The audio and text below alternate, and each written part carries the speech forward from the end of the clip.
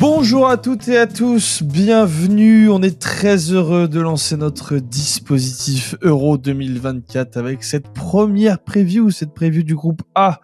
Mais avant tout cela, restez-moi vous rappeler un petit peu notre dispositif qu'on met en place, notre dispositif extrêmement complet, qui débute donc ce vendredi 7 juin, qui continuera jusqu'au 13 juin pour nos différentes previews de chacun des groupes, avec évidemment le 13 juin une émission spéciale dédiée à l'équipe de France. Et enfin, à partir du 14 juin et ce jusqu'à la fin de la compétition le 14 juillet, une émission quotidienne tous les matins d'une 30aine de minutes pour vous présenter les différents matchs de la journée avec des chroniques originales et des invités. Et le soir, des lives. Alors des lives à deux endroits différents, parfois de chez nous et parfois d'un lieu qui nous a sollicité qui s'appelle la Cité Fertile à Pantin, en banlieue proche de Paris, où nous serons en live pour des petites conférences, des animations à laquelle vous êtes évidemment toutes et tous les bienvenus pour des conférences qui seront tout à fait alléchantes. On vous communiquera évidemment notre programme sur les réseaux sociaux. Ceci étant dit, basculons sur notre première preview de notre dispositif, la preview du groupe A de cet Euro 2024, composé de l'Allemagne, de l'Écosse, de la Hongrie et de la Suisse. Et pour m'accompagner sur cette preview, je suis avec l'homme avec qui je me suis exporté hier soir dans l'After Foot, notre premier passage dans l'After pour lequel on était très fiers justement de venir présenter notre nouveau dispositif. D'ailleurs, le podcast est toujours dispo. Je vous invite à aller l'écouter sur la chaîne de l'After, peu importe la plateforme sur laquelle vous l'écoutez, il est évidemment dispo. Et donc, je suis avec l'ami Flo. Comment ça va, mon petit Flo ? Mais écoute, ça va bien. Espérons que ça soit un premier passage en l'After qui vous a plu et que ça ne soit pas le dernier pour les différents formats de 11e art. Évidemment. Et bienvenue du coup à tous ceux qui nous rejoignent, qui nous ont peut-être découvert hier soir et qui, je l'espère, apprécieront les contenus que nous mettons en place sur ce podcast sur 11e art. Flo, justement, petit avis général sur ce groupe A.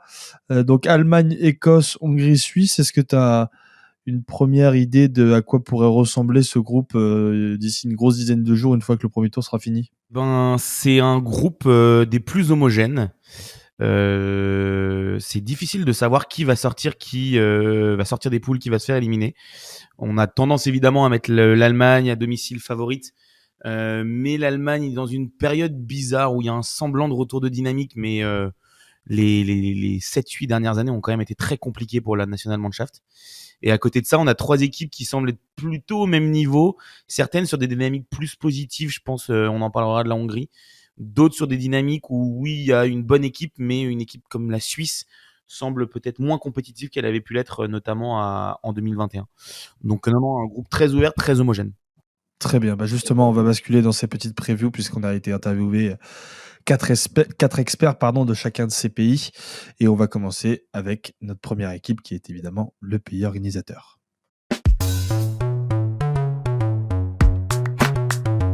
Groupe A, Allemagne. Des cadres absents, des résultats en dents de scie depuis 1 an et l'arrivée d'un coach qui peine à convaincre, c'était le bilan qu'on tirait de cette équipe d'Allemagne depuis plus d'1 an. Mais la trêve internationale de mars, conclue par 2 victoires convaincantes face à la France et aux Pays-Bas, et cumulé tout ça à la grande forme de ces joueurs clés comme Kroos, Wirtz ou Rudiger, qui ont été respectivement vainqueurs de la Ligue des Champions et de la Bundesliga avec le Bayer Leverkusen, laisse présager d'un futur peut-être un petit peu plus radieux pour nos voisins allemands.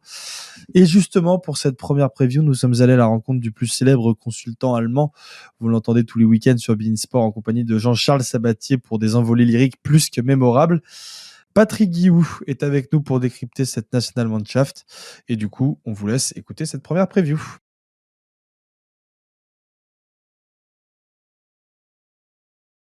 Bonjour à tous, on est avec Patrick Guilloux aujourd'hui, évidemment commentateur Bundesliga, notamment chez beIN Sport. Alors forcément, Euro à domicile veut dire qu'il n'y a pas de perte de qualification, évidemment, c'est quand même plus pratique pour être à l'Euro. Vu les performances ces derniers mois, on peut se demander s'il n'y a pas eu des petits problèmes en amont de ce tournoi. Comment est-ce que les Allemands ils voient un peu cette Nationalmannschaft en amont de l'Euro? Alors, ça va se découper en 3 temps. Le premier temps, c'est les résultats dans les matchs amicaux catastrophiques. notamment avant la trêve hivernale. Et ensuite, un peu plus positif, avec un enthousiasme qui commence à grandir avec les prestations par rapport aux Pays-Bas, par rapport au match de l'équipe de France avec ses victoires, avec un équilibre trouvé, une équipe relativement stabilisée défensivement. Et puis avant de débuter cet Euro, le match nul face à l'Ukraine avec beaucoup d'occasions, mais un 0-0. Et donc du coup, c'est plutôt une dynamique positive qui se met en place, en sachant que les 4 éléments qui venaient de jouer la Ligue des Champions ou la finale de la Ligue des Champions, 2 du côté de Madrid avec Rudiger et Kroos, et 2 du côté de Dortmund avec Schlotterbeck et Füllkrug, n'ont pas évolué. Donc le 11 n'était pas le 11 type, mais c'était plutôt enrichissant par rapport à la courte période que la Nationalmannschaft était ensemble en stage à Herzogenaurach. Justement, vous avez parlé de Nagelsmann qui est arrivé il y a quelques mois maintenant. Est-ce qu'il a réussi à instaurer un petit peu les principes de jeu dans lesquels il est connu, ou est-ce qu'il arrive encore un peu de mal à essayer de formater un peu son équipe comme il le veut? Non, il essaie de trouver vraiment l'équilibre pour mettre un jeu très huilé, très haut dans le positionnement sur le terrain, et puis avoir une vraie dynamique positive. En tout cas, dans sa conférence de presse, dans la présentation de son effectif, il a clairement déclaré que il voulait, si possible, atteindre les demi-finales, mais surtout, avant tout, si ça ne devait pas être le cas, au moins que les Allemands, devant leur poste de télévision, pour ceux qui seront au stade, auront le pouvoir ou la joie de se réjouir de ce qu'ils sont en train de voir sur le terrain. Il est parti sur un concept assez motivant, en disant qu'il voulait régaler le public, et que les téléspectateurs ne devaient pas, entre guillemets, s'emmerder pendant 80 minutes devant un match et de gagner sur un triste 1-0. Donc, on va voir s'il a les moyens de ses ambitions. En tout cas, il veut proposer un jeu hyper huilé, hyper basé sur la prise de risque, sur des situations devant le but, sur de la densité, énormément de densité. Densité à la récupération, densité dans la surface sur les centres. Et on va voir s'il va trouver ce savant mélange. C'est clair que pour aller au bout de cette compétition, tu ne peux pas du premier match jusqu'au dernier jouer pied au plancher. Et il faudra par séquence compter sur des joueurs cadres comme Toni Kroos pour réguler le rythme, comme Gundogan pour réguler aussi le positionnement sur le terrain. En tout cas, voilà. C'est un groupe relativement difficile dans lequel est l'Allemagne. Il n'y a pas de favori qui se détache clairement. L'Écosse peut être la bonne surprise de cet Euro. La Hongrie, ça a toujours été des matchs difficiles et relevés. Et quant à la Suisse, ils ont depuis quelques années une génération relativement dorée qui leur permet de systématiquement atteindre les huitièmes de finale, les quarts, de sortir des groupes. Donc voilà, dans un premier temps, pour l'Allemagne, l'objectif c'est de sortir de ce groupe pour ensuite, en fonction du tirage au sort, aller plus loin dans la compétition. Justement, on a vu une belle Allemagne contre l'équipe de France au mois de mars. Il y avait forcément des joueurs cadres dont on parlera plus tard, mais il y a peut-être des absents aussi. Alors évidemment, il y a une grande finale de Ligue des Champions à nouveau de Mats Hummels. Ça fait partie des joueurs qui ne seront pas présents. Est-ce qu'il y a d'autres joueurs qui manqueraient à cette liste de 26? Non, mais il l'a clairement annoncé. On peut penser comme ça spontanément à Leon Goretzka. Également, on peut penser à des joueurs aussi du Bayern. Alors, il y a des méformes, il y a des blessures. Et puis, il y a aussi, dans les discussions individuelles qu'il a pu avoir avec les uns et les autres, le rôle que voulait accorder Julian Nagelsmann à certains joueurs. Et après, de savoir si dans le pacte commun, alors c'est pas signé par contrat, mais dans le pacte moral commun, les joueurs pouvaient s'intégrer dans ce groupe-là. C'est clair que Mats Hummels, si vous le prenez, c'est pas pour être un backup. Ou vous le prenez parce qu'il est titulaire, ou vous le prenez pas. Parce que systématiquement, dans la préparation des avant-matchs, si jamais il y a une contre-performance, ou si jamais il y a eu un but casquette ou un but gag, la question sur Mats Hummels, qui dans l'esprit de Julian Nagelsmann ne part pas en tant que titulaire, elle reviendra systématiquement à chaque avant-match et à chaque post-match dans les conférences de presse. Donc à un moment donné, il a discuté avec les uns et les autres. Ça veut pas dire que il a pointé du doigt les valeurs humaines des uns et des autres qui ne sont pas dans cet effectif-là et dans ce groupe-là. C'est que tout simplement par rapport au rôle que lui imaginait dans ce groupe-là, ils n'avaient tout simplement pas la place parce que dans son esprit à lui, ni Goretzka ni Hummels ne partaient titulaires. Donc ce sont des surprises, mais j'ai jamais vu dans la présentation d'un effectif, dans la conférence de présentation, un entraîneur être aussi ouvert sur les réponses qu'il a apportées sur les non-sélections des uns et des autres. Il a essayé d'être très explicatif, je ne sais pas si ça se dit en français, mais il a essayé de vraiment donner les raisons qui l'ont motivé à ne pas prendre les uns et les autres, ou plutôt parce qu'il a intégré la notion de groupe en un, pourquoi il a privilégié certains choix de joueurs qui n'étaient pas hyper capés avec la Nationalmannschaft. On pense à Pavlovic ou on pense à d'autres joueurs. Et il y a quelque chose qui se dessine aussi en filigrane, qui pointe en filigrane, même si l'Euro est en Allemagne, c'est l'héritage et les compétitions après cet Euro. Et on a l'impression que comme il a refusé la proposition du Bayern, comme Rudi Völler a prolongé, comme une partie de son staff a prolongé, qu'il se voit bien dans le moyen terme, et que de toute façon, il a envie de travailler avec un groupe qui sera peut-être plus performant sur la prochaine Coupe du Monde ou sur le prochain Euro que cet Euro-là. Pour moi, l'Allemagne ne fait pas partie des favoris au moment où on se parle. Un Euro réussi pour l'Allemagne aujourd'hui serait un dernier carré. Ok.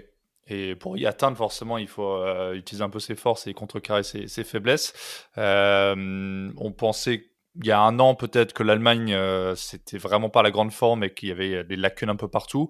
Est-ce que ces lacunes sont encore très présentes et où est-ce qu'ils se sont améliorés? C'est un gros saut dans l'inconnu, parce que quand on voit les deux dernières Coupes du Monde, ça sort au premier tour. Lorsque l'on voit l'Euro Espoir en Roumanie ou en Géorgie, l'équipe d'Allemagne sort au premier tour. Quand on voit la dernière Coupe du Monde, l'équipe nationale féminine sort aussi au premier tour. On ne peut pas dire non plus que le football allemand est en train de rouler sur l'autoroute du bonheur.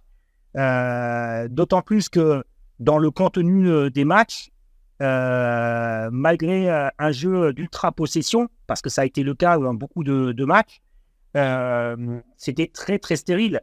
L'Allemagne arrive à mettre son jeu en place lorsqu'elle arrive à marquer le premier but d'une rencontre et que les espaces se libèrent un petit peu pour Leroy Sané ou des joueurs beaucoup plus vifs. Quand l'Allemagne n'arrive pas à marquer, ça devient beaucoup plus dur, d'autant plus qu'elle est très très fragile, ou qu'elle était très très fragile défensivement. Donc aujourd'hui, là où le pas blessé, c'était à la perte du ballon, la défense résiduelle, c'est-à-dire que c'était systématiquement une équipe coupée en deux, et à l'image de certains matchs qu'on a pu voir pendant la Coupe du Monde, notamment face au Japon, la facilité qu'ont eu les attaquants japonais grâce à leur vitesse à passer dans le dos de la défense et à se montrer dangereux. Aujourd'hui, on a peut-être la dernière campagne de Manuel Neuer, une énième campagne de Manuel Neuer qui revient à son meilleur niveau, comme on a pu le voir par séquence face au Real Madrid, en Ligue des Champions, aussi en Bundesliga où il a fait quelques arrêts à la Manuel Neuer. Dans son jeu au pied, dans sa gestion de la surface de réparation, c'est pas encore le Manuel Neuer que l'on avait pu connaître quand il était meilleur gardien de la Nationalmannschaft. Ensuite, je pense qu'on va partir avec Jonathan Tah et Rüdiger en défense centrale. On sait que ça sera Joshua Kimmich au poste de latéral droit. Ensuite, au poste de latéral gauche, Julian Nagelsmann aime beaucoup, parce qu'il le connaît aussi, Benjamin Heinrichs, qui n'a pas laissé des super souvenirs à Monaco. C'est un joueur constant, c'est un joueur, voilà, on sait ce qu'on attend de lui, pas plus, pas moins.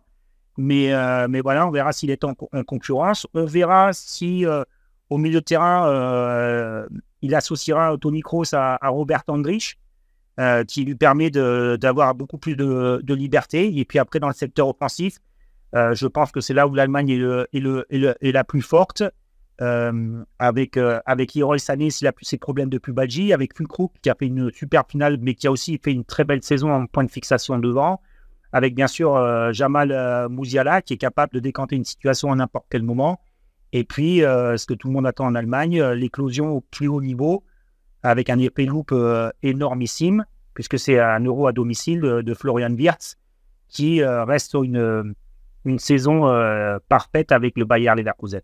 Est-ce que justement, ça dépend un peu de lui, le succès de l'Allemagne cet été? Ça fait beaucoup sur les épaules d'un jeune homme comme Wirtz. Ouais, mais il l'a assumé du côté de Leverkusen. Il l'a assumé aussi dans les moments difficiles, hein, parce que même si cette série était époustouflante du côté de Leverkusen, il a permis à son équipe de toujours se mettre dans le sens du but adverse. Et c'est ça sa grande qualité, c'est qu'il est capable de simplifier le jeu. Alors, il a des dribbles chaloupés, il a des doubles contacts, il a des situations devant le but où il est très, très performant. Mais sa grande force réside sur son premier contrôle, où il va se situer avec ses épaules tout de suite face au but adverse.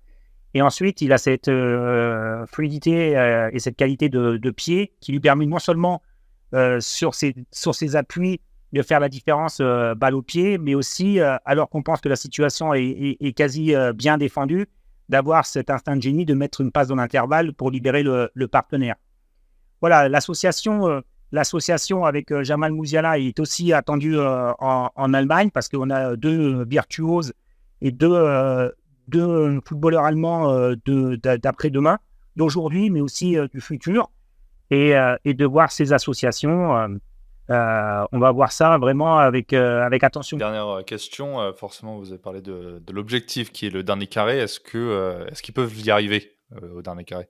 Ça dépend toujours du tirage, évidemment, mais on sait Non, jamais. mais c'est pas que le tirage, c'est de savoir la dynamique. La dynamique, on avait vu aussi en 2006 une équipe allemande vraiment aussi en difficulté, qui n'était pas non plus hyper favorite. Et puis petit à petit, elle est rentrée dans cette compétition et avec l'euphorie en Allemagne, avec le Made in Germany, avec quelque chose qui se déclenche sur le peuple allemand par rapport à cette équipe de foot. C'est tout l'un ou tout l'autre. C'est-à-dire que vous pouvez avoir des audiences à la télévision qui dépassent les 20 millions de téléspectateurs, comme à un moment donné des matchs quand ils ne sont pas plaisants. C'est pour ça que la qualité du spectacle va être hyper importante. Des audiences qui sont drastiquement revues à la baisse. Donc, ils sont capables, comme chaque compétition que les Allemands organisent dans leur pays, que ça soit au basket, que ça soit au hockey sur glace, que ça soit au handball, que ça soit au foot, cette capacité de se transcender. Et ensuite, à partir du moment où ça se transcende, le sentiment d'identification avec la Nationalmannschaft est quand même assez ancré. Et donc, sur une dynamique positive, voilà, l'étincelle va prendre avec le public et on peut assister à un très bel Euro. Et après, l'organisation à l'allemande, on la connaît. Ça sera du pain béni pour les yeux, pour l'organisation, pour les médias, pour le spectateur, pour tous ces supporters qui viennent dans tous les pays pour assister à, on l'espère, un superbe Euro. Merci à Patrick Guillou pour cette interview. Alors, pour rappel, vous pouvez le retrouver aux commentaires des matchs de Bundesliga tout au long de la saison sur beIN Sport. Flo, on va revenir rapidement sur cette petite équipe d'Allemagne. Qu'est-ce que tu as pensé de cette première preview et du coup, comment est-ce que tu les situes? Tu parlais tout à l'heure d'une génération en transition, peut-être. Comment est-ce que tu les vois, toi, les Allemands? C'est ce que je te disais tout à l'heure. Je trouve que c'est une Allemagne qui est probablement assez impronosticable. Mais il y a eu ces rassemblements là de mars avec ces victoires contre les Pays-Bas et la France, donc deux grosses équipes. Où on a vu une bonne équipe d'Allemagne avec toujours les mêmes carences. Et au-delà de ça, ce qui est aussi très intéressant, c'est qu'on a une Allemagne qui est dans une sorte de transition entre peut-être une nouvelle dynamique après des années de galère, mais aussi sur une transition générationnelle. Et on pense évidemment à certains gros absents. Matthias Zule, Mats Hummels, Goretzka, Werner pour les plus jeunes avec Adeyemi, Reus, même si bon, Reus c'est plus logique. Et en fait une sorte de passation avec la nouvelle génération incarnée évidemment par Musiala et Wirtz. Donc c'est une compétition très importante pour l'Allemagne, je pense, pour son futur. Mais à voir si l'Allemagne peut se rapprocher de ce qu'a fait l'Italie en 2021. Ouais, je suis assez d'accord avec toi et j'espère qu'on se délectera quand même de cette petite doublette Musiala-Wirtz qui quand même sur le papier nous rend un petit peu baveux, si je peux me permettre. Bah ouais, plutôt. Ouais. Voilà. On va basculer sur la deuxième équipe de ce groupe A, qui est l'Écosse. Groupe A, Écosse. 757, c'est le nombre de sélections cumulées sur l'ensemble de la liste écossaise, soit plus de 30 sélections de moyenne par joueur. Un nombre affolant pour une équipe qui se connaît désormais parfaitement et sous la direction d'un Steve Clarke en poste depuis 2019 et qui a depuis resolidifié entièrement cette équipe. Pour décrypter cette équipe écossaise qui justement nourrit de belles ambitions pour cet Euro, on est retourné voir Loïs de la page Twitter Scottish Football France qu'on avait déjà reçu justement en 2021 pour le dernier Euro et dont la passion ne s'est évidemment pas délitée avec le temps. Je vous laisse écouter Loïs. Salut à tous, alors je suis avec Loïs de Scottish Football pour parler de cette équipe d'Écosse, donc une équipe qui s'en est plutôt bien sortie aux éliminatoires de l'Euro. Loïs, pour commencer déjà, est-ce que tu veux bien me parler de la dynamique de l'Écosse sur ces derniers mois ? Bah écoute, premièrement déjà merci de l'invitation, ça fait toujours plaisir de parler de l'Écosse. La dynamique, au sortir des qualifications, c'était super bien. Franchement, c'était tout le monde était très confiant, d'excellents résultats. Il y avait vraiment quelque chose qui se créait. Et sur la fin des qualifications et les derniers amicaux, il y a beaucoup plus de doutes qui sont venus. Il y a le nul en Géorgie 2-2 qui reste un peu décevant. Il y a les défaites en amicaux. Alors certes, c'est l'Angleterre, la France, les Pays-Bas. Bon, ça reste quand même des adversaires supérieurs, mais la manière était assez décevante et il y avait pas mal de doutes qui sont venus. Et la dernière défaite en amical contre l'Irlande du Nord, elle a fait pas mal de mal à la tête parce que normalement l'Irlande du Nord est un adversaire que l'Écosse doit battre. Donc ça a pas grandement fait du bien. Qui plus est, l'Écosse va arriver là avec les matchs amicaux pré-Euro avec un groupe où il y a des absents notables à cause de blessures. Donc il y a un peu de doute, mais il y a quand même énormément d'excitation et d'attente malgré tout, parce que on sent que cette équipe d'Écosse peut faire ce que les autres équipes d'Écosse n'ont jamais fait, savoir sortir des poules. Donc il y a quand même un peu de hype et d'attente autour de cet Euro. Ok, super. Du coup, je voulais qu'on s'attarde un peu sur Steve Clarke, qui a l'air d'être en grande partie responsable de ce succès de l'Écosse aux éliminatoires. Est-ce que tu peux me décrire un peu la méthode de Steve Clarke et un peu ce qu'il apporte à la sélection ? Déjà, quand il est arrivé, il récupère une Écosse qui est affreuse et il arrive, avec un peu de temps, à la transformer en un groupe qui a envie d'aller vers le succès. Il amène ça et il qualifie l'Écosse à l'Euro 2020 qui s'est tenu en 2021, mais déjà, il a réussi à faire ça, ce qui n'avait pas été fait par une nation écossaise, d'aller en compétition internationale depuis 98 et la Coupe du Monde. Donc, c'était déjà quelque chose de fort. Et donc, en arrivant à ça, il montre aux joueurs écossais que oui, l'Écosse peut faire de grandes choses parce que c'est toujours le perdant magnifique. Il y a eu plein de fois où l'Écosse est passée proche, mais ils échouent sur les matchs coup près plutôt. Et donc, ce qu'il a réussi, c'est qu'il a solidifié cette équipe. Et en fait, les milieux et les pistons sont très importants parce qu'il a très bien vu très vite que le poste d'attaquant en Écosse est un poste qui est dévasté. C'est un poste qui a toujours posé problème et donc il a été très bon pour impliquer ses milieux de terrain et en faire des joueurs très importants sur le plan offensif. Scott McTominay s'est révélé en box-to-box. Je crois que celle-là, personne n'avait vu venir et pourtant, ça a été un choix payant. On a un John McGinn qui a toujours aimé se projeter, qui a été très important justement dans beaucoup de matchs. Donc voilà, c'est le milieu de terrain a vraiment été le point central, le point d'accroche de la tactique de Steve Clarke. Si le milieu performe derrière, tout autour, ça va aller bien. Et l'Écosse a la chance de posséder un très très bon milieu de terrain qui sera amputé de Lewis Ferguson, malheureusement, qui s'est fait les croisés, qui aurait dû être à l'Euro. Mais malgré son absence, il y a quand même un pool de joueurs très très bons.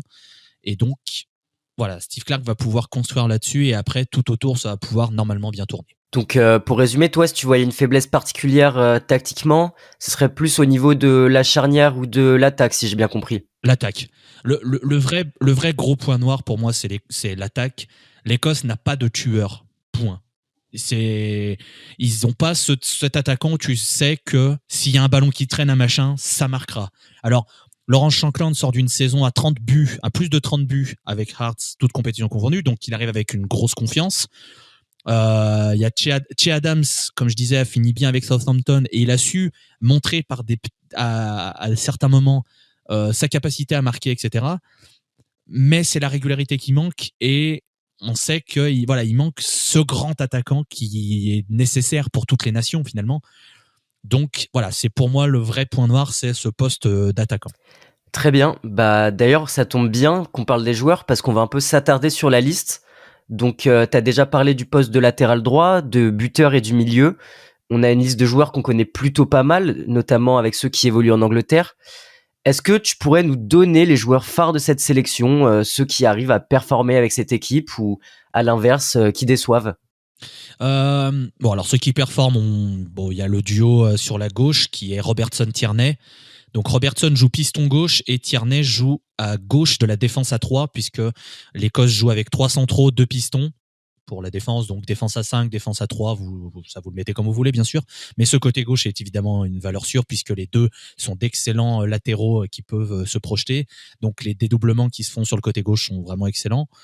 En joueurs qui sont solides, le milieu, Billy Gilmour, John McGinn, Scott McTominay, c'est valeurs sûres, c'est très très bon chacun dans leur rôle, ça se complète très très bien.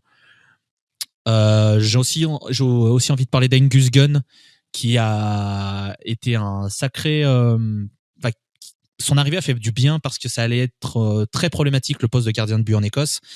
Il y avait à dernier Euro David Marshall et Craig Gordon qui avaient à l'époque, si je dis pas de bêtises, 36 et 38 ou 38 et 40, enfin bref, ils étaient très âgés. Là, il y a toujours Craig Gordon qui a 42 ans, qui a toujours un très très bon niveau, mais forcément, c'est pas le futur, Craig Gordon. Le fait qu'Angus Gunn ait accepté de prendre la sélection écossaise puisqu'il était anglais à la base, mais pouvait être écossais par un de ses parents ou de ses grands-parents, je sais plus, vous m'excuserez. Donc le fait qu'il ait accepté, ça permet d'avoir une sérénité à ce poste puisqu'Angus Gunn est un très bon gardien.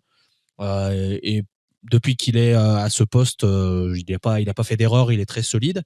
Donc ça rassure aussi. Ok, super. D'où l'intérêt d'avoir un milieu comme McTominay pour combler ce manque. Et est-ce que tu peux nous parler maintenant d'un nom que tu as envie de mettre en avant, que le public ne connaîtrait pas vraiment ? Le premier, alors qui est de moins en moins méconnu, on va dire, mais qui reste une surprise, c'est Ben Doak. Ben Doak, ancien du Celtic, qui a signé à Liverpool il y a 2 ans, si je dis pas de bêtises, mais qui n'a que 18 ans. Alors, il sort d'une saison compliquée parce qu'il avait montré de très belles choses en équipe de jeunes. Il commence à avoir des minutes, mais il s'est pas mal blessé. Et il y avait toujours des interrogations sur est-ce que il allait être pris ou pas. Là, il est dans le groupe de 28. Au moment où on enregistre, c'est un groupe de 28, donc il va falloir enlever 2 noms. De ce qui semble sortir des interviews qui sont sorties aujourd'hui, au jour où on enregistre, Ben Doak ne sera pas coupé de ce groupe et apparemment il impressionne par sa maturité et sa capacité d'adaptation. Et j'en suis très content. C'est un joueur que je suis depuis quelques années parce qu'il a vraiment l'air d'être au-dessus du lot techniquement et il apporte un profil de folie que l'Écosse n'a pas. Et je pense qu'il va avoir ce rôle de feu follet en sortie de banc qui sera nécessaire dans certaines situations. Et j'espère qu'il va s'éclater. Et l'autre que j'ai envie de citer, c'est Ross McCrory, qui lui c'est une surprise.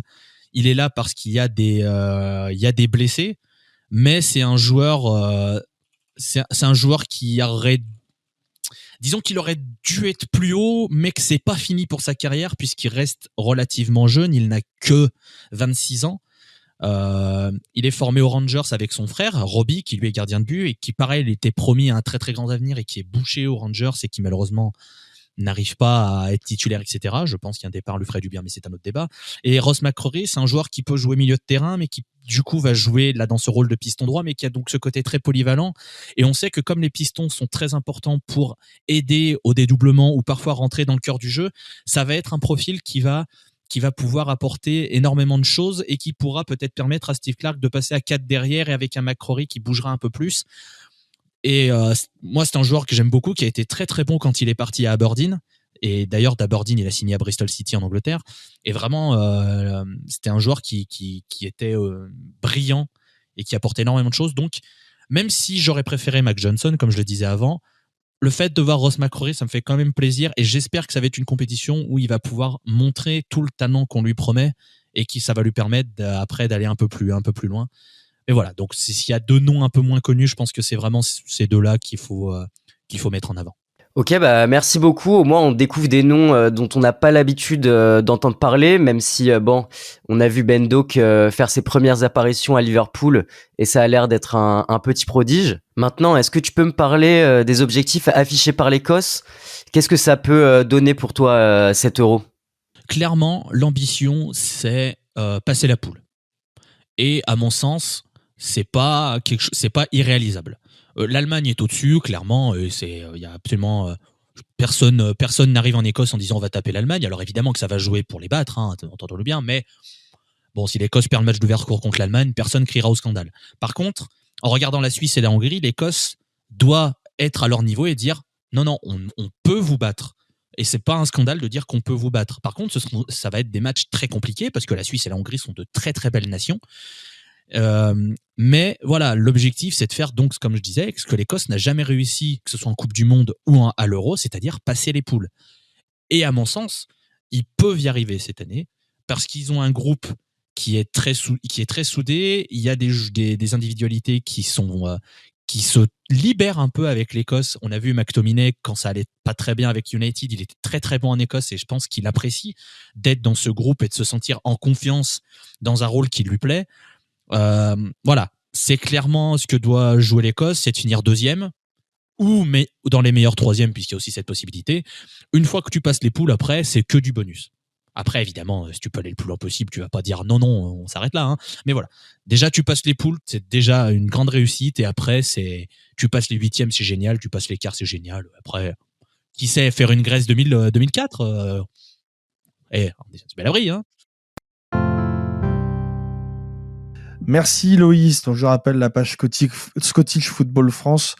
Alors j'ai bien compris justement avec cette preview que la grosse faiblesse de l'équipe écossaise, c'était sa profondeur en attaque.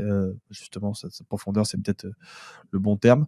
Il y a un petit joueur que Loïs a rapidement évoqué dans cette preview, c'est un joueur que tu connais bien toi Flo, parce que c'est la nouvelle pépite de Liverpool, Ben Doak, qui a connu ses premiers matchs cette saison, même s'il y a eu une petite blessure qui a un petit peu freiné sa progression et qu'il aurait peut-être pu jouer un peu plus. Est-ce que tu peux nous donner un petit avis sur ce joueur-là? C'est un joueur qui a des qualités, moi pour l'avoir vu sur ses premières entrées, que ça soit essentiellement en Cup, enfin en League Cup, c'est un joueur où on voit tout de suite les qualités de percussion, les qualités balle au pied, une sorte de maturité, parce que c'est un joueur qui a 18 ou 19 ans aujourd'hui, je crois qu'il a 18 ans encore. Il est arrivé tout jeune à Liverpool à 16 ans. C'est un joueur qui, je pense, a un gros coup à jouer, notamment sur ce couloir droit écossais, puisque le couloir gauche est ultra occupé avec Robertson et Tierney, et avec cette sorte de dédoublement entre les deux, avec l'un qui joue dans la défense à 3 et l'autre en piston, en l'occurrence Robertson plutôt sur le couloir. Mais il a un vrai coup à jouer. Effectivement, il y a eu beaucoup de blessures qui ont fait qu'on l'a pas trop vu dans l'effectif de Jürgen Klopp cette saison. Mais à chaque fois qu'on l'a vu, ça a été une super révélation, et le talent saute aux yeux. Pour autant, est-ce qu'il sera titulaire et est-ce qu'il sera un joueur majeur de cet effectif? Je suis pas sûr. Ouais. On bascule sur notre troisième équipe du jour.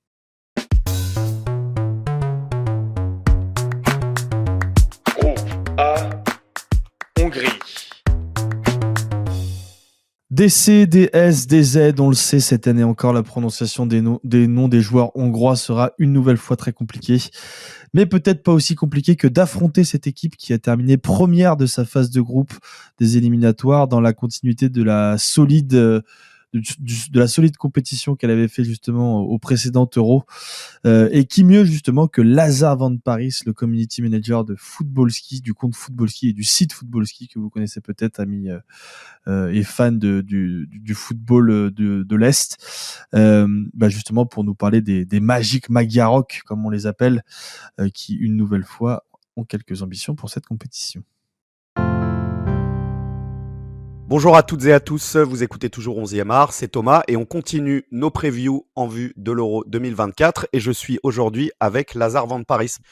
Est-ce que déjà pour commencer, tu peux nous raconter comment se sont passées les qualifications de la Hongrie? C'est une nation qu'on commence à redécouvrir un peu dans le football actuel et on voulait savoir quels étaient un peu leurs parcours pour en arriver jusqu'à l'Euro 2024. Bah super, un très beau parcours, invaincus l'année dernière en 2023. Ils ont engrangé un maximum de confiance. Ils arrivent avec un groupe qui est bien rodé. Et donc, pour avoir un petit peu des doutes, il faut revenir à une défaite face à l'Italie, 1-0, bon, rien d'insurmontable, on va dire, d'un point de vue mental. Ok, parce qu'on l'a vu là, le groupe il est relativement relevé. On va jouer contre l'Allemagne, la Suisse qui sont, on l'imagine, un peu au-dessus. On peut se dire qu'il y a une chance de qualification face à l'Écosse pour la 3e place, c'est ça? Ou on pourrait même imaginer qu'elle puisse aller au-dessus, cette équipe, et finir dans les 2 premiers? Globalement, il y a l'Allemagne qui est au-dessus, ça c'est un fait. Et donc, que ce soit la Suisse qui est un petit peu, je vais pas forcément dire en perte de vitesse, mais qui n'est pas forcément la Suisse il y a quelques années. On a une Hongrie qui a peut-être manqué de talent brut par rapport à d'autres équipes, mais qui collectivement est quand même très bien rodée. Et on a l'Écosse qui monte petit à petit et qui nous montre de belles choses d'année en année. Et si on prend là le groupe de manière très élargie, de manière actuelle, est-ce que tu peux nous rappeler qui est l'entraîneur de cette équipe? Quel est son parcours? Est-ce qu'on est sur un entraîneur à identité de jeu particulière? Donc l'entraîneur c'est Marco Rossi, c'est un Italien qui est arrivé au début des années 2010 en Hongrie, et il a été entraîneur de Honvéd entre autres et de DAC. Et après quelques années entraîné des clubs, il a récupéré la sélection nationale en 2018. Il était déjà auréolé d'une certaine popularité à ce moment-là, parce qu'il a écrit un livre qui s'appelle le travail à l'italienne, donc en 2018. Et depuis, c'est devenu en fait le sélectionneur qui est resté en position le plus longtemps depuis Barotti, qui était l'entraîneur des années 60 et de la grande époque de la Hongrie. Ok, donc on a une certaine continuité dans le projet, quoi. Exactement. Et c'est quelque chose qu'on retrouve même dans le groupe, où on a déjà des joueurs qui étaient là depuis donc 2018, ou voire même certains depuis 2016. Bah justement, tu nous parles du groupe. Est-ce que tu peux nous dire un peu les grands noms, nous dire un peu leurs grandes forces et leurs grandes faiblesses? Et aussi, vu que tu nous parlais d'un projet qui commence à avoir quelques années, est-ce qu'on a des espèces de joueurs clés pour cet entraîneur-là, ou ses petits préférés, tu vois, comme on pourrait avoir avec Kanté en équipe de France, par exemple, qui redébarque du jour au lendemain? Très clairement, le joueur clé, c'est Dominique Szoboszlai de Liverpool. Ça, c'est la star incontestée, capitaine, leader sur le terrain et en dehors. Donc ça, c'est c'est le zizou local. À côté de ça, on a des gardiens qui sont quand même solides. On peut noter notamment Ngulaski, le gardien de Leipzig qui revient qui s'est fait des croisés mais qui revient bien. Au niveau de l'arrière gauche, l'arrière latéral gauche, on a Miloš Kerkez de Bournemouth, donc ça va à 1000 à l'heure, c'est fort, c'est très puissant. On a au milieu du terrain, on a Andras Schaffer, l'Allemand, l'ancien international U21, qui a changé de nationalité pour jouer avec donc la Hongrie. On a aussi Loïc Nego, donc tant qu'à parler de joueurs qui ont changé de nationalité. Et donc, on a un groupe quand même qui est vraiment bien rodé. Il y a peut-être quelques petites faiblesses devant, au niveau de l'attaquant de pointe, où ça va se reposer sur Roland Salaï. Mais globalement, on est plus sur un collectif, un groupe qui vit très bien, un groupe qui s'entend très bien, ils sont tous très potes, plus que sur une équipe qui va être tirée par un ou deux joueurs. Ok. Et tu juste as évoqué le cas Gulacsi, du coup lui il reprend une place de titulaire dans le groupe là, malgré sa blessure de longue durée? Ouais, c'est toujours lui le patron. Ça devrait rester. T'as Dibouche aussi qui il y avait un petit doute, mais bon là il y a le premier match sera dans les quelques jours qui viennent, mais normalement Gulacsi revient fort et revient bien, donc ça devrait être lui qui garde les cages. Ouais, je m'excuse d'ailleurs pour toutes les prononciations écorchées avec toi Lazare à chaque fois, parce que voilà, forcément j'ai encore beaucoup de mal avec mon hongrois, t'inquiète pas. Je suis le premier à faire des fautes. Bon, ça va, je suis pas tout seul. Et est-ce qu'on a un espoir ou un joueur qui monte? Tu sais, on aime bien repérer au début dans les groupes toujours une petite pépite potentielle. Est-ce que là la Hongrie c'est une nation qui peut avoir ce type de profil dans son effectif, ou pas tellement? Ça reste, comme tu disais, assez homogène et pas mal sur la continuité. D'un côté, tu as Miloš Kerkez qui, Bournemouth, c'est pas non plus clinquant. Donc, il peut rentrer dans la catégorie pépite. Ou sinon, on pourrait parler de Callum Styles, le Britannique, qui lui aussi est qualifié grâce à des grands-parents qui étaient hongrois. qui joue à Barnsley, qui pourrait rentrer dans cette catégorie pépite. Du coup, on l'a compris, on est sur un groupe homogène qui travaille depuis plusieurs années, une bonne ambiance. Enfin, honnêtement, on a tout pour. Ils ont tout pour aller faire le tour du lac et sortir du groupe. Est-ce que c'est ça l'objectif affiché? Est-ce que c'est quelque chose qui te paraît réel? Est-ce qu'il y a encore mieux à prendre et à espérer pour cette équipe, ou tout simplement on va être sur une équipe qui participe et qui prendra ce qu'il y aura à prendre, mais sans avoir trop d'ambition? Pour parler d'une façon générale, ils sont quand même très contents d'être à l'Euro, parce que entre les années 60 et l'Euro 2016, ils ont été totalement effacés et absents des compétitions internationales. Donc déjà, le fait d'être de retour dans les 24 meilleures nations du foot, pour eux, c'est quand même très important. Ça, c'est le premier point. Le second point, c'est que c'est une équipe qui attire les foules localement. C'est-à-dire que tous les matchs sont de la sélection nationale. Je veux dire, tout le monde veut aller voir ces matchs. Tu parles avec Ildiko de la Conta ou autre, elle veut aller choper des tickets pour y aller avec ses enfants, et il y a vraiment un engouement populaire qui est important derrière. Et pour te dire à quel point, l'autre jour j'étais, parce que j'habite Budapest maintenant, l'autre jour j'étais au café, en terrasse, je m'assois, 10 minutes après t'as Marco Rossi qui se met sur la table juste à côté de moi, et il était avec sa femme en train de manger, et je peux t'assurer que toutes les 2-3 minutes t'avais quelqu'un qui venait pour prendre un selfie avec lui. La cote de popularité est énorme. Et pour finir avec du coup l'engouement, il n'y a pas de volonté affichée de dire on va faire tel ou tel résultat. Ils sont contents d'être là, mais ils vont pas venir pour faire de la figuration. Ils ont un collectif qui fait que ça peut être une des bonnes surprises de cet Euro, une espèce d'outsider qu'on n'a pas forcément vu venir. Est-ce que le fait que, bon, alors là, c'est pas des pays frontaliers, mais la Hongrie est relativement proche de l'Allemagne, est-ce qu'on peut s'attendre à un supporter hongrois qui se déplace, ou ce genre de choses, ou pas tellement? Est-ce que c'est des contingents qui se déplacent, Comme je te disais, c'est premièrement, il y a une grosse popularité auprès de toute la population de la sélection nationale. Autant, je veux dire, Ferencváros, cette année, ça n'a pas été exceptionnel, où les clubs n'ont pas fait rayonner la Hongrie sur la carte. Autant il y a quand même ce sentiment nationaliste très fort qui existe en Hongrie, et on peut s'attendre à ce qu'il y ait beaucoup de supporters qui viennent, surtout quand on considère qu'ils ont... c'est une des rares nations à avoir un groupe de supporters officiels qui ont des ultras et qui du coup viennent et se déplacent en nombre, en masse et avec tifo. Il n'y a pas beaucoup de sélections nationales qui font ça. Une nouvelle fois, évidemment, plein de remerciements pour Lazare, que vous retrouverez d'ailleurs sur notre preview de la Serbie aussi, lui qui est spécialisé donc sur évidemment tout le football de l'Est, voilà, qui nous a aidé sur cette preview de la Hongrie, que vous retrouvez un petit peu plus tard dans notre dispositif. Une fois n'est pas coutume, Flo, je voulais te relancer sur un autre joueur de Liverpool. Alors là, pour le coup, beaucoup plus expérimenté, même si c'est encore un joueur assez jeune. Mais voilà, un joueur qu'on peut considérer de classe mondiale peut-être aujourd'hui. C'est évidemment Dominik Szoboszlai qui sera le maître à jouer de cette équipe. Est-ce que tu peux nous parler un petit peu de ce joueur qu'on n'a pas tant vu que ça sous les couleurs hongroises encore, puisqu'il n'avait pas été là à l'Euro 2021? Non, c'était déjà clairement la star en 2021, à l'époque où il était encore du côté de Leipzig. Depuis, il y a eu ce transfert à Liverpool où il s'est imposé, où il a montré tout de suite ses grosses qualités. C'est depuis devenu la star, mais on s'en souvient que l'absence de Szoboszlai avait déjà beaucoup manqué en fait en 2021 à la Hongrie. Au-delà d'être intéressante et de se dire que cette équipe peut aller loin, ça peut être un vrai poil à gratter pour n'importe quel effectif, un peu sur le schéma de la phase de poule 2021.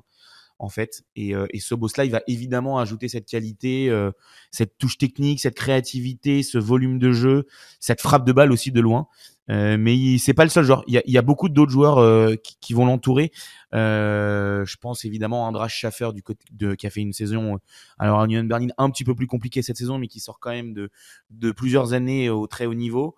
Attila Szalai en défense, mais c'est difficile de savoir si c'est une équipe qui peut sortir de la poule ou peut-être terminer meilleure troisième.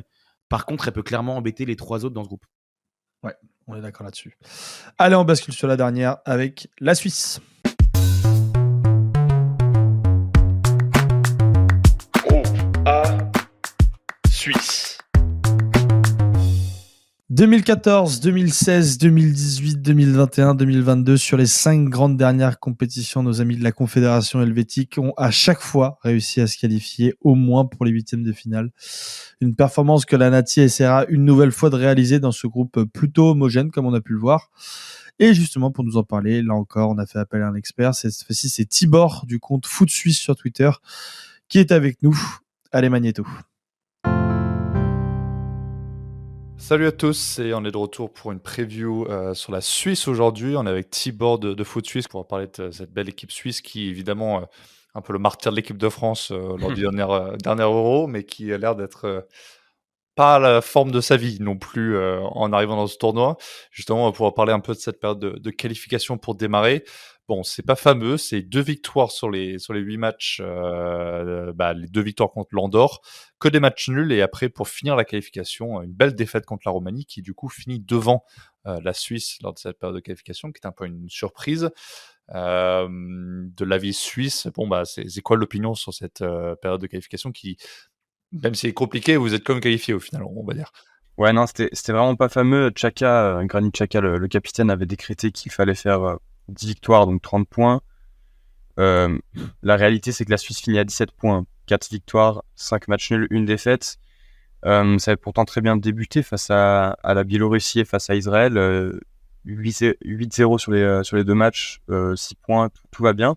Et ensuite, c'est là que commencent un peu les problèmes. On a un match à Andorre, et ensuite on a enchaîné avec la Roumanie, où là tout se passait bien. La Suisse mène 2-0, avec un Shaqiri vraiment en feu, un Zeki Amdouni également en feu, qui venait de faire une très belle saison à Bâle et qui a été transféré à Burnley par la suite. Mais en fin de match, la Suisse a perdu pied et a pris 2 buts dans les 2 dernières minutes face à la Roumanie. Donc un match nul très très frustrant. Et ça a continué ainsi face au Kosovo, avec aussi un match nul concédé dans les dernières minutes. Ensuite, une victoire face à Andorre un peu plus tranquille, mais où, les joueurs se sont fait siffler pendant le match. Il y avait 0-0 à la mi-temps, donc voilà, c'était assez catastrophique. Et pour revenir même au match face au Kosovo, la Suisse encaisse donc un but encore à la 95e minute, pardon. Et à la fin du match, Granit Xhaka, publiquement en interview, décrétera que les séances d'entraînement ne sont peut-être pas à la hauteur au niveau de l'intensité.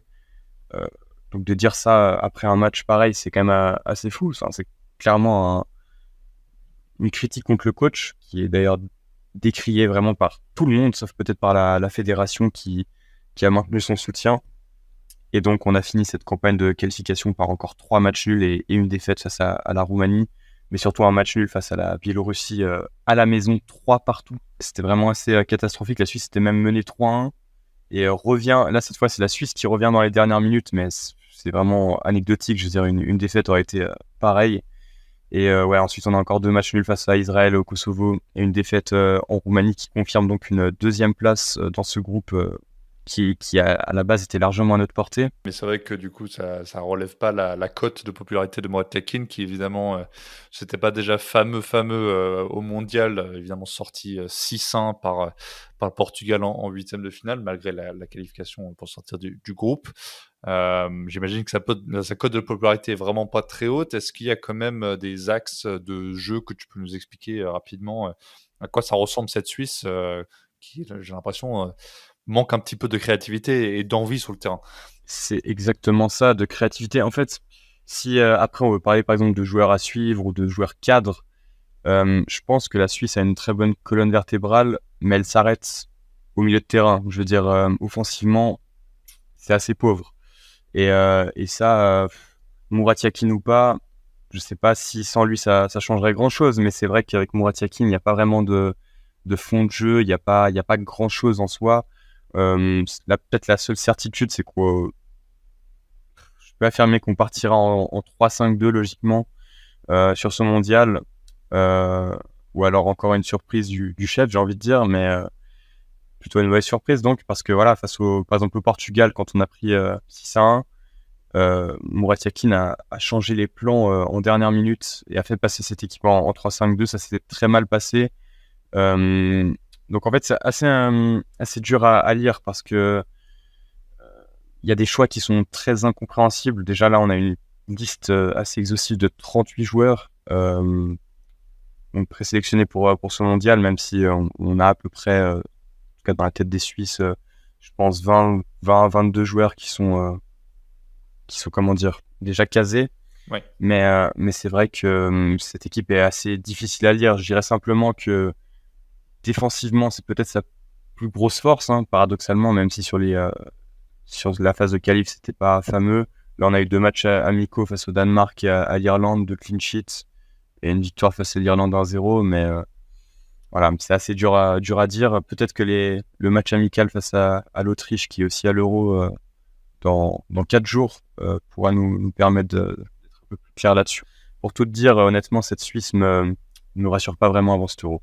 Bah, justement, on pourra parler un peu plus des joueurs. Alors forcément, les joueurs suisses, si on regarde un petit peu les grandes équipes européennes aujourd'hui, ils sont un peu implantés partout, hein. On pense notamment à 2 champions dans leur pays respectifs avec Xhaka et Akanji. Est-ce que même Sommer, voilà, donc c'est quand même, il n'y a pas beaucoup de pays qui peuvent se targuer d'avoir des champions dans les 5 grands championnats dans chaque équipe. Est-ce que là, elle se repose vraiment là-dessus? C'est vrai que la défense, ça a l'air très très fort. Et justement, tu parlais un peu des attaquants. Est-ce que tu penses que c'est un creux générationnel ou effectivement il y a eu pas mal de blessures? J'ai l'impression que Mbolo fait pas partie du dispositif cette année non plus. Est-ce que c'est vraiment là les gros problèmes devant?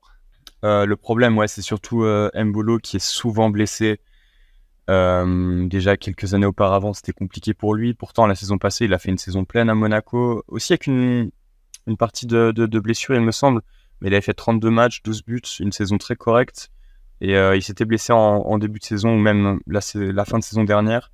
Du coup, il a manqué toute une année de compétition. Il était revenu là il y a peut-être un peu moins d'un mois et il a rechuté. Mais apparemment, il est sur la voie de la guérison, tout comme Denis Zakaria, qui lui aussi souffre souvent de blessures, mais pourtant, ce sont 2 joueurs très, très importants. Pour revenir à l'offensive suisse, c'est compliqué. On a Seferovic qui est sur la touche. Mouratiakin ne l'a pas appelé. Seferovic est maintenant depuis 1 an aux Émirats Arabes Unis, donc ça annonce plus la fin de sa carrière qu'autre chose. Ça va rassurer les Français, ça.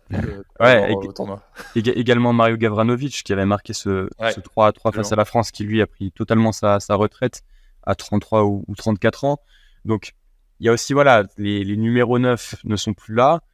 Derrière, Mbolo est incertain. On a peut-être Zeki Amdouni qui est un 9,5, vraiment assez intéressant, petit gabarit, très, très agile, assez technique, qui avait fait un bon début de saison à Burnley, mais qui s'est un petit peu égaré, un peu comme Burnley qui est donc redescendu en Championship.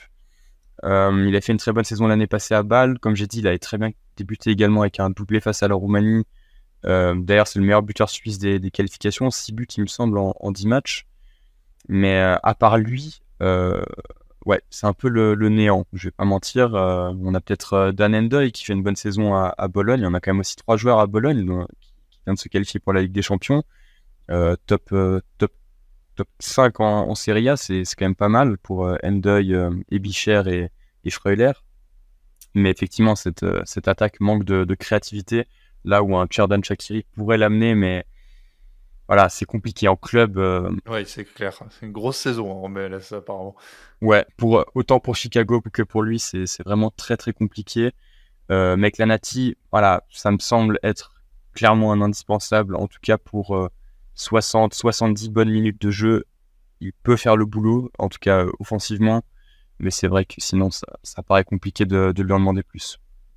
Alors justement, avant de parler un peu des objectifs sur ce tournoi, on va parler dernière fois de joueurs. Est-ce qu'il y a un cadre vraiment à suivre ou peut-être un jeune que tu pourrais nous présenter rapidement qu'il faudra absolument suivre sur ce tournoi, qui pourrait éclore en Allemagne? Comme j'ai dit, en vrai, Zeki Amdouni est peut-être le joueur à suivre, 22 ou 23 ans, 22 ans je pense, 23 ans pardon, qui est donc à Burnley, et puis vraiment un 9,5, très fort techniquement, et puis dans la finition c'est pas mal, même si justement à Burnley c'est que 5 petits buts cette saison, mais voilà, il est jeune, adaptation en Première Ligue, donc non, certainement qu'il jouera beaucoup à cet Euro, et il aura, comment dire, un grand impact sur l'offensive suisse. Et puis dernière question, alors forcément, les Suisses, on commence à les habituer à la sortie des groupes, mais pas forcément d'aller beaucoup plus loin. Quel est l'objectif sur ce tournoi-là et qu'est-ce que tu penses va... Alors c'est pas forcément un pari sur ce qui va se passer, mais quelle est la réalité de ce groupe-là en amont de ce tournoi? Où est-ce qu'ils peuvent aller? Franchement, le groupe, je le trouve très très homogène avec l'Allemagne, l'Écosse et la Hongrie. Waouh, c'est déjà, tu m'as dit que tu as fait l'épisode Allemagne tout à l'heure. Ouais. Personnellement, j'ai du mal à situer l'Allemagne entre le fait que ils sont en reconstruction, que c'est quand même un euro dans leur pays, le retour de Toni Kroos. En plus, c'est le dernier match du groupe pour la Suisse, donc assurément un gros match si le boulot, j'ai envie de dire, n'a pas été fait face à l'Écosse ou face à la Hongrie. On sait que l'Écosse, dans les grands tournois, c'est souvent compliqué. La Hongrie, ça peut être une très bonne surprise.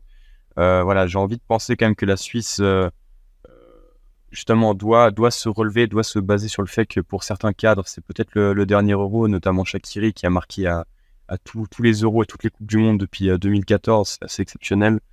Vraiment le monsieur des grands tournois. Donc voilà, j'espère que la Suisse s'appuiera sur sa solidité défensive et puis sur ce qu'elle sait faire, parce que j'ai l'impression que la Suisse a aussi des fois essayé de faire ce qu'elle ne savait pas faire et on a vu que ça n'a pas marché. Donc je pense pas qu'on aura une Suisse spectaculaire. Je pense qu'on aura une Suisse très pragmatique et l'objectif ça va être de faire les points contre l'Écosse et la Hongrie pour pas avoir la pression face à l'Allemagne. Mais j'ose espérer qu'on terminera au minimum dans les meilleurs troisièmes, ce qui avait été le cas il y a l'Euro dernier. Donc voilà, je pense qu'évidemment l'objectif dans un Euro à 24, c'est quand même de passer les poules et ensuite suivant qui se frottera à la Suisse, on fera les calculs, mais déjà de sortir des groupes suite à la phase de qualification, on va dire que ce serait déjà pas mal. Et évidemment, pour avoir une continuité, pourquoi pas réattendre les quarts de finale. Merci une nouvelle fois à Tibor du compte Foot Suisse. Je le rappelle, n'hésitez pas à aller suivre tous les intervenants qu'on a dans ce dispositif sur Twitter et de leur donner de la force. Vous voyez que c'est quand même des personnes qui sont assez pertinentes, en tout cas sur ces sujets-là. Flo, est-ce que la Suisse n'a pas tout de la tête du loser ultime de ce groupe, malgré son statut qu'on lui connaît un petit peu, ses derniers résultats plutôt impressionnants sur les différentes compétitions, même s'il y a eu cette grosse défaite l'année dernière en Coupe du Monde? Moi, j'ai l'impression qu'on arrive quand même au bout de quelque chose et que c'est un petit peu compliqué pour cette Nati. Ouais, c'est compliqué parce qu'en plus, c'est une équipe qu'on a vu monter depuis, je dirais la Coupe du Monde 2014, mais surtout l'Euro 2016, où on avait vu une équipe monter en puissance jusqu'à l'apogée avec l'élimination assez incroyable des Français en huitième de finale du dernier Euro 2021. Mais je suis d'accord avec toi, c'est une équipe qui est en bout de course. Et au-delà d'être en bout de course, c'est une équipe dont les résultats ces derniers temps n'ont pas été ultra emballants, le jeu non plus. Le coach Murat Yakin est extrêmement décrié parce que je pense que les résultats depuis une petite dizaine d'années, notamment à l'Euro 2021, ont suscité une attente chez les Suisses et une forme de pression à laquelle la Nati n'est pas forcément habituée. C'est une équipe qui était quasiment top 8 ou top 10, je crois, du classement FIFA. Oui, exactement. Et il y a un mix entre une vieille génération qui a évidemment un niveau un peu moins fort qu'à une certaine époque. Et de l'autre côté, une génération beaucoup plus jeune, mais avec peut-être plus d'incertitudes. Et je pense notamment à des incertitudes liées à des blessures. Et de l'autre côté, on a cette génération, par contre, des Xhaka, Shaqiri, alors qui est dans le groupe, mais qui avait vraiment vécu une saison très compliquée en MLS avec Chicago. Non, je suis pas ultra emballé par cette équipe de Suisse, qui n'empêche qu'elle peut sortir de son groupe, mais je pense qu'on en attend beaucoup moins de choses qu'en 2021 en tout cas. Yep, on est d'accord là-dessus. Bon, et voilà, on a fait le tour de ce groupe A qui s'annonce être un groupe assez homogène. Je pense qu'il sera assez ouvert aux surprises. Et justement, tiens Flo, on va clôturer avec des petits pronos. Est-ce que tu pourras nous pronostiquer ton classement potentiel sur ce groupe-là? Je vais mettre l'Allemagne évidemment en 1 parce que l'Allemagne est comme à domicile et me semble supérieure au reste de l'effectif. Je vais quand même mettre la Suisse en 2 parce que l'Écosse a peut-être une dynamique légèrement meilleure, quoique, mais je pense a quand même moins de talent que la Suisse. Et surtout, l'Écosse peine à confirmer sur les grandes compétitions. Je mettrai l'Écosse en 3 et la Hongrie en 4. Ok, bon, sur le papier, j'ai l'impression que ta logique est plutôt respectée. Moi, je vais prendre un petit peu plus de risques. Pour le coup, je vois bien l'Allemagne s'imposer dans ce groupe, en tout cas finir première. Ça, on est plutôt d'accord là-dessus. Ouais. En revanche, je vais mettre l'Écosse en 2 parce que je suis très attiré par cette équipe d'Écosse qui est d'une certaine solidité et je pense va réussir à enfin se qualifier pour sa première phase finale d'une compétition internationale. Et je vais mettre la Hongrie en 3 aussi parce que je pense que c'est une équipe qui est très chiante à jouer et c'est surtout que je ne vois pas du tout la Suisse. J'ai l'impression que la Suisse est vraiment au bout d'un vrai cycle et qui va falloir vraiment réussir à se renouveler. Ça passera probablement par le licenciement de cet entraîneur qui n'est visiblement apprécié de personne. Mais voilà, je pense que la Suisse, comme je l'ai annoncé tout à l'heure, va être le gros flop de ce groupe et qui vont se faire sortir dès les phases de poule. Voilà pour mon petit prono. Évidemment, c'est le moment où tout le monde pourra ressortir dans un mois ou même pas dans 15 jours une fois que les groupes seront terminés et qu'on aura dit évidemment énormément de conneries et que l'Allemagne aura fini 4e et que la Suisse aura fini première. Mais voilà, au moins on s'est un petit peu mouillé et c'est ça qui compte.